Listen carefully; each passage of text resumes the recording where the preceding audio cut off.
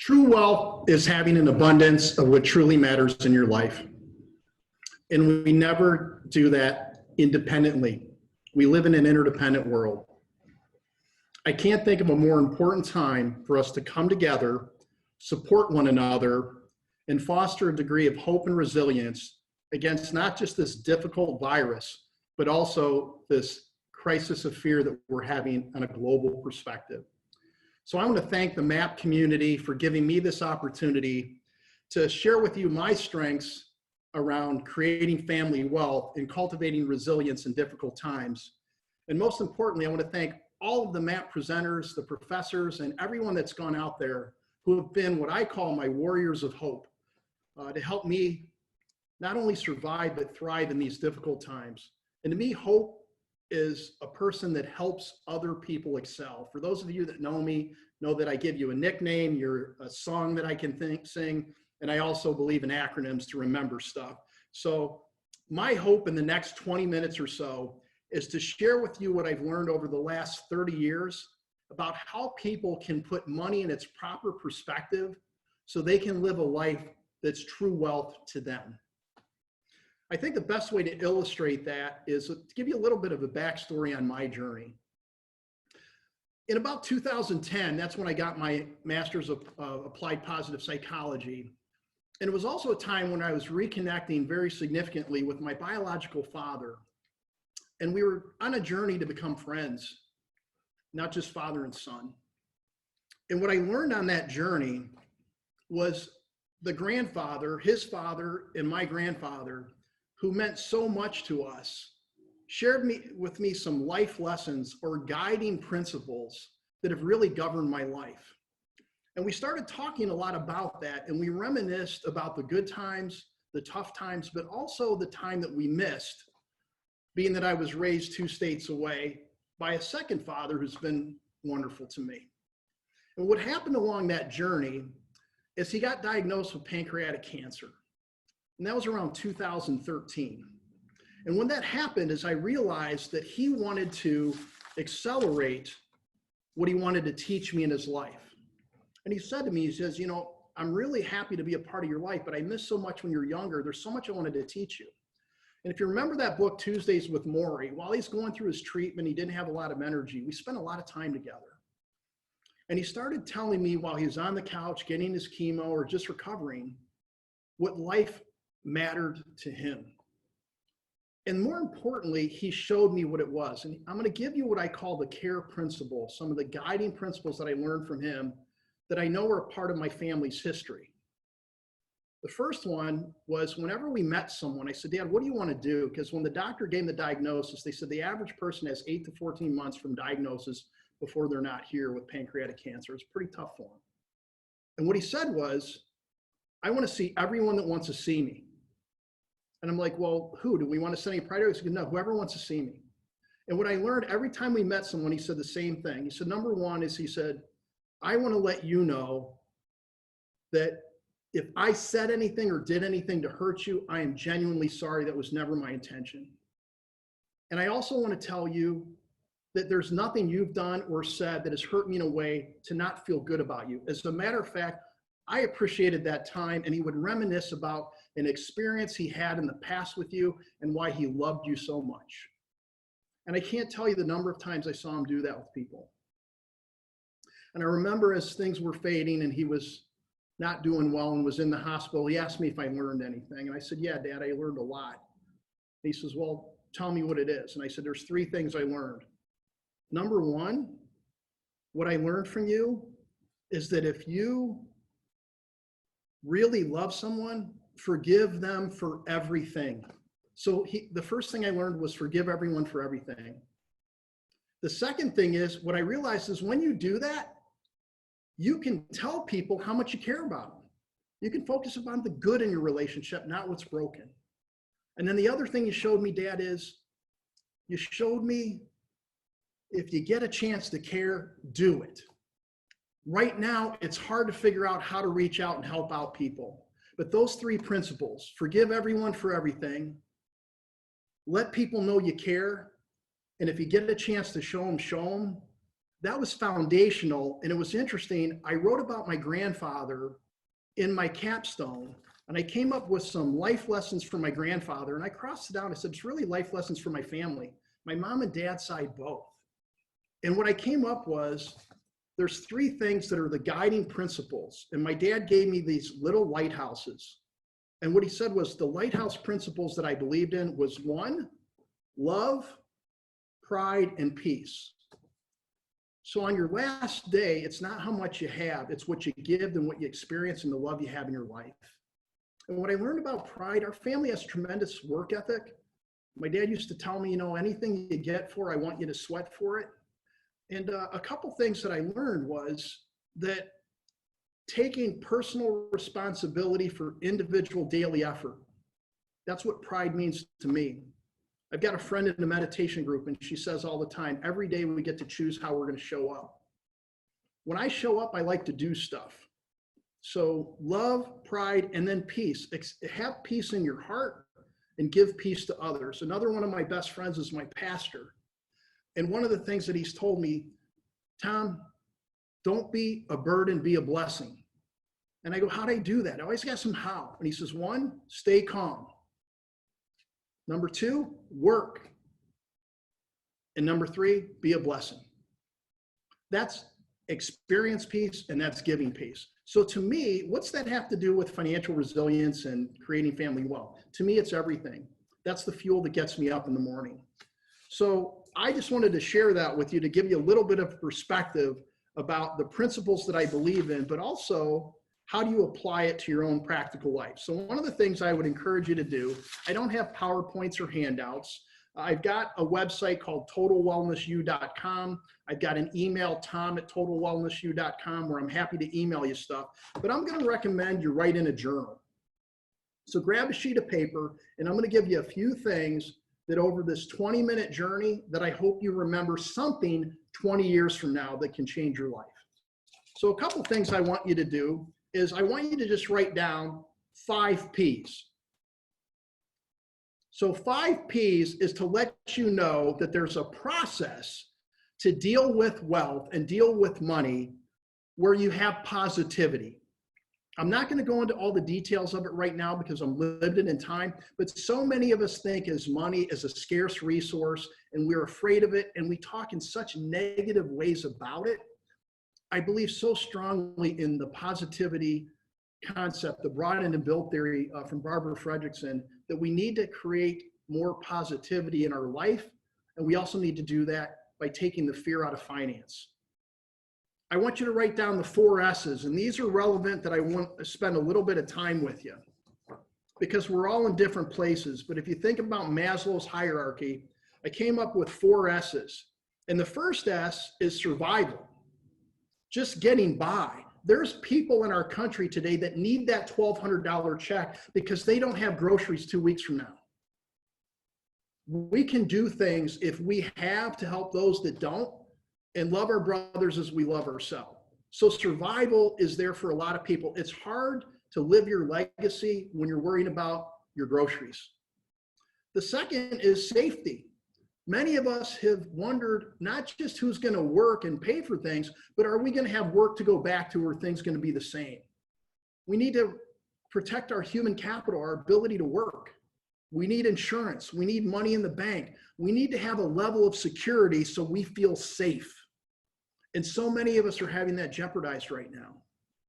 And that's really the third S, it's security. Security is not knowing that you just have enough money in the bank and insurance. It means, are my spouse or partner or the people I love, are we on the same page? Do we feel confident in our relationship? Do we feel confident in our communication? Are we going to be there for each other? When one of us falls, is someone going to help lift us up? Security is, are the kids okay? Am I okay? Is everyone okay? And how do we help one another? And what I found is if you go through those things, safety, survival, and security, you can get to the next level, which is significance. That's living beyond yourself. There's so many people that have been such a blessing that they can bless others, not just with their money, but with their time. So we volunteer and we give.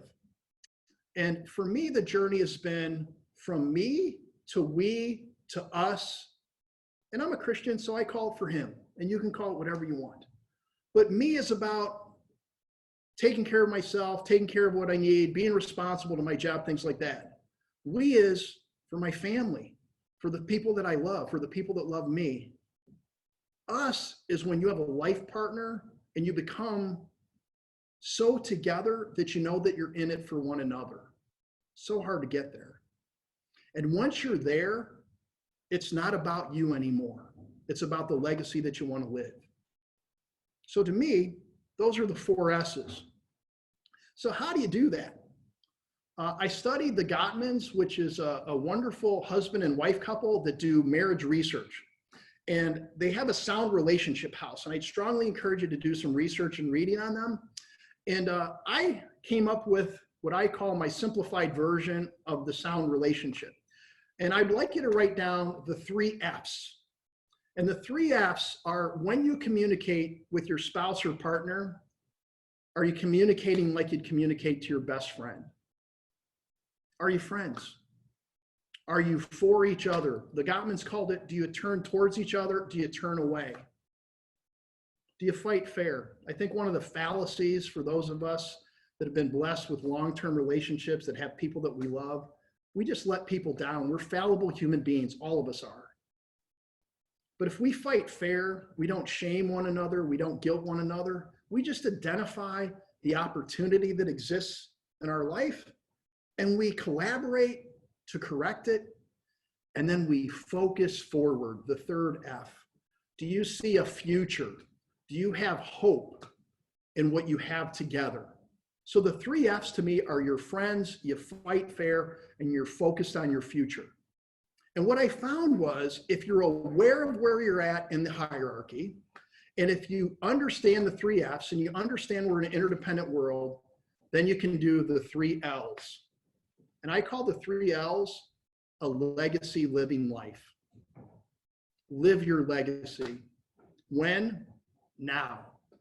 Why? Because now is all we got. We're not guaranteed. This coronavirus has taken out a lot of wonderful people. None of us are immune. Cancer took away my dad, and it can take away someone that you love too. So I will encourage you to live your legacy now. Stephen Covey says, begin with the end in mind. So what I want to do is I want to end with some concepts about what I would want to leave to my kids. For my kids, what I hope to leave is an example, like my father left me, where they learn, they grow, and they give. Why do you want your kids to learn? I'm going to be practical at this point. What does learning do? It's education. Here's some facts. The average high school graduate makes about $40,000 a year. The average bachelor's degree makes about $70,000 a year. According to the Gallup organization, the amount of money that you need to be happy.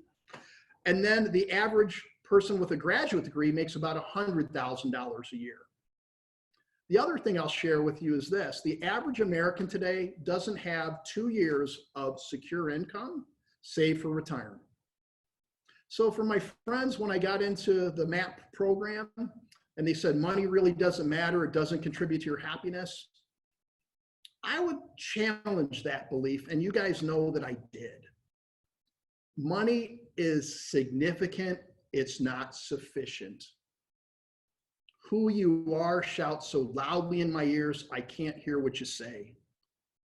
I don't want my kids to focus on what they make and what they have.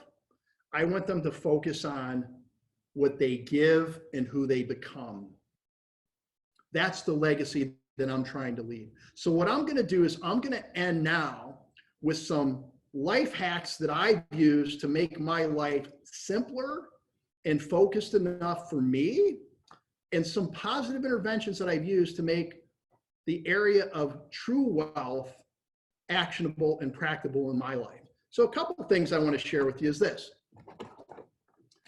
I have an organizer that I've been using for 20 plus years, and it's called If Something Happens to Me. So in the spirit of Stephen Covey, beginning with the end in mind, all of my documents and all of my stuff is in one place. And my kids know that if something happens to me, go to the safe, grab the organizer, and number one, call my best friend Adam and call my old boss and great friend Mitri. And they're going to make sure that because I love you, I've done everything I can to make sure that if something happens to me, you can live the life you want to. So for example, I don't need to go into the details, but my plan is basically providing my kids $70,000 a year for the rest of their life so they can follow their passion. My son is a cancer survivor. He says to everyone he's living his dream. He's a beautiful, wonderful tattoo artist. He got that from his mother. I am so blessed to have him in my life. And I'm glad he's still here. But I will tell you that he was almost going to be a steel worker because all of his friends were chasing the dollar, not their dream. So if I can leave a legacy where my kids can chase their dream, unbelievable. Many of you know I love coffee. This is my coffee mug. If you can't read it, it says, "Dad, you are my star."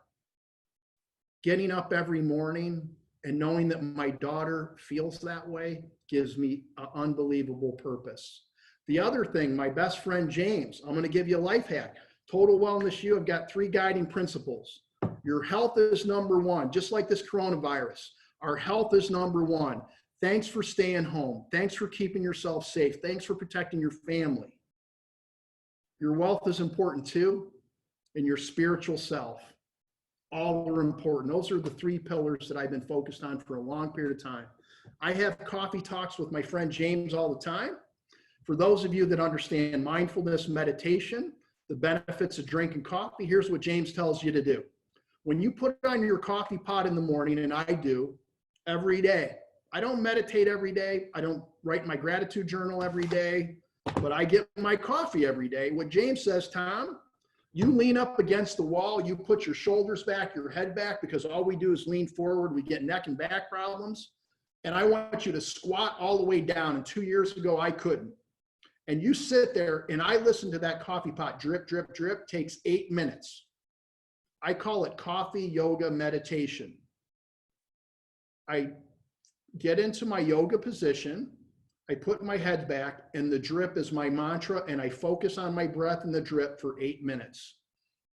We all know the research behind meditation, yoga, and flexibility. My friend James calls it his EMA approach. Elongate, meditate, appreciate.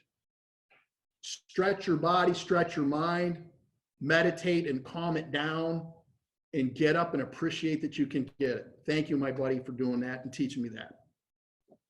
My father taught me how to be a great brother as well. This is my Aunt Dottie's angel. My aunt went to heaven, and my dad gave me an angel, and he says, you know what? Because I was sad when she went, and I was sad when my grandfather went.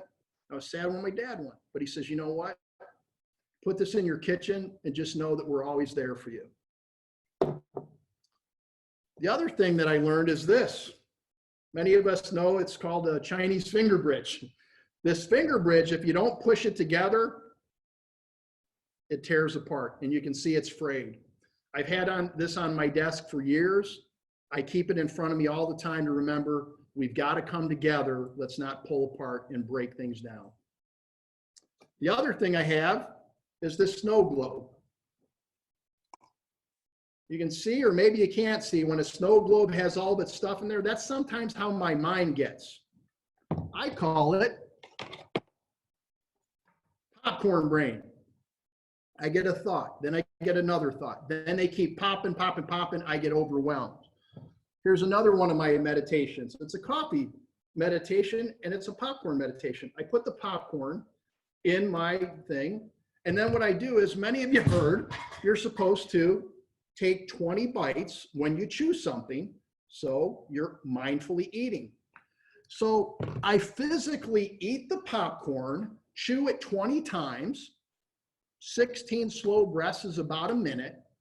And I slowly eat the popcorn. And for me, it's literally eating those crazy thoughts and calming myself down. So coffee, meditation, yoga, eat the popcorn, calm the thoughts down, and never make decisions in your life or around money or anything important to you when you're like this. Couple things I want to share with you too that I think are great resources. One is books that have helped me. There's a 4 Agreements book by Don Miguel Ruiz, my meditation group and book review group. We meet every Sunday. Hugely profound impact on me. My friend Moore that says, choose how you're going to show up. That's a 20-year life changer for me. There's another friend that I have, Jamie, and Jamie says, be kind, no exceptions. That's so hard for me to do. But when my father showed me forgive everyone for everything, tell people you care, if I can remember to be kind, no exceptions, I like how I show up when I do that. There's another book called Pieces Every Step by Thich Nhat Hanh. He's a Buddhist monk that many of you know, but I just want you to grasp the title. I walked about 12 miles yesterday thinking about what I was going to say today. And what I found was I just wanted the essence of this book to come across. Are you at peace, and do you appreciate every little step you can take, every little breath you can take? Are you grateful for the moment? Robert Biswas-Diener, that helped me with my capstone, he listened to my popcorn brain and he listened to all the research I did. And what he said to me, and thank you, Robert, he says, Tom, you need to learn how to savor. I'm looking at this beautiful mountain in Portland, and it's so beautiful, and I get to breathe the fresh air. Slow down and smell the roses, buddy. Profound 20-year advice. Thank you so much. Another book in the meditation group that we've listened to and read many times is called The Untethered Soul by Michael Singer. And I can't tell you how much the concepts in this book have really helped me get to a better place. The other thing is I have a prayer group, and my prayer warriors are the people that helped me through when my cancer treatment was going on for my father and son. They propped me up when I needed it, so props out to you guys. And then my pastor, Greg, has an amazing ability to love you where you're at and help you not stay there. So I used to say I'm not real proud that I don't know the good book very well. So we do scripture every time we get together in prayer, and many of you know the benefits of prayer. And what I learned through prayer and going through scripture, I was always looking for a voice. And then what I found is there's a whole bunch of verses that help me find that inner sense of calm and have that degree of faith when things seem uncertain like they do today. So I just want to thank all the people that helped me. And then the last thing I want to do is just thank my kids. My kids are my passion, and they're my purpose. I don't know what I do without my Sarah Bear. I don't know what I do without my Coleman. And the person that I got that from is my own mom. My mom makes me feel like the most special child in the world at 55 years of age. And because I've had that example in my life, I can try to show up better for my own kids. And when my dad passed away and he couldn't walk anymore, when we went to the park, he said a really cool thing about my stepdad. And I knew he was going, and he knew he was going. He hit me in the shoulder and he said, you know what, son? He goes, you're lucky. I'm like, how am I lucky? I'm losing you. I didn't say it. That's what I felt. He goes, you got 2 good dads. And what he reminded me is it takes 2 to bring the best out of you and me. So I'm going to stop there. Thank you, Mom. Thanks, Sarah Bear. Thanks, Coleman. Thanks for all the people that helped me. I forgot a whole bunch, but I want to end by answering your questions. So if Mike, you can tell me what's on the chat, I'd be happy to answer them for you. Laz says, hey, TC. Other than that, we don't have any questions yet. Okay. So if you go to the chat box and you have any questions, feel free to ask.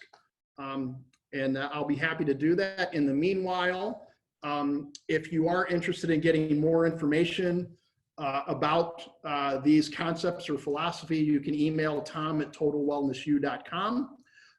And then you can also call, there's an 800 number on the website as well.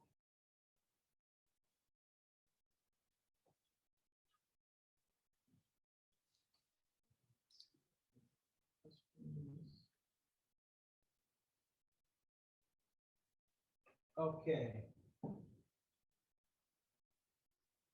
Nicely done. Thank you for the inspiration from Lisa Roper. Okay.